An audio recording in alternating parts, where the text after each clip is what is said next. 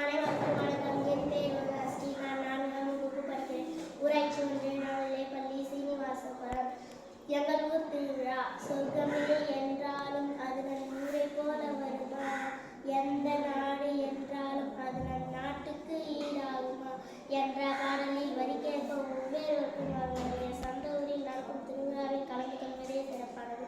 எங்கள் ஊரில் சித்திரை முதல் வெள்ளிக்கிழமை பொன்னியம்மனுக்கு கொடியேற்றுடன் திருவிழா தொடங்கும். திருவிழாவிற்கு முன்னாளில் காப்பு கட்டி கொள்வார்கள். காப்பு கட்டியவர்கள் சுமார் 200 பேர் திருவிழா அன்று காலை பால்குடம் எடுத்து பொன்னியம்மன் கோவிலுக்கு எடுத்து செல்வார்கள். அம்மனுக்கு பால் அபிஷேகம் செய்து தீப ஆராதனை நடைபெறும்.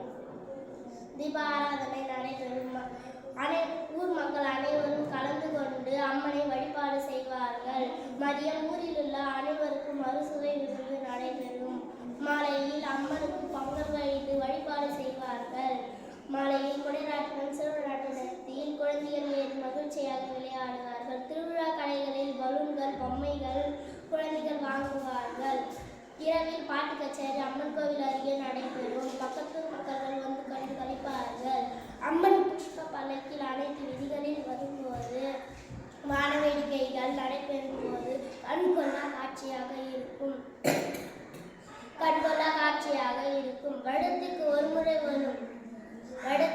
முறை வரும் திருவிழாவில் வெளியூர் மக்கள்கள் கலந்து கொண்டு சிறப்பித்து தருவது பெருமையாக உள்ளது. பொன்னியம்மன் கோவில் திருவிழா எப்போது வரும் என ஆவலோடு எதிர்பார்க்கின்றனர்.